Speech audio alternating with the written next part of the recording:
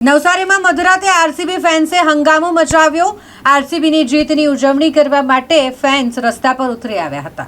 આ દરમિયાન લગભગ રાત્રે 12:30 વાગ્યાની આસપાસ પોલીસે ટોળાઓને વિખેરવાનો પ્રયાસ કર્યો, જે ભીડ આરસીબી ફેન્સે કરી હતી અને જે જશ્ન તેઓ મનાવી રહ્યા હતા। આ દરમિયાન પોલીસે જ્યારે ટોળા વિખેરવાનો પ્રયાસ કર્યો તે દરમિયાન કેટલાક આરસીબી ફેન્સ દ્વારા પોલીસ અને હોમગાર્ડ જવાન સાથે ગેરવર્તણૂક પણ કરવામાં આવી છે, જેનો વિડીયો વાયરલ થઈ રહ્યો છે।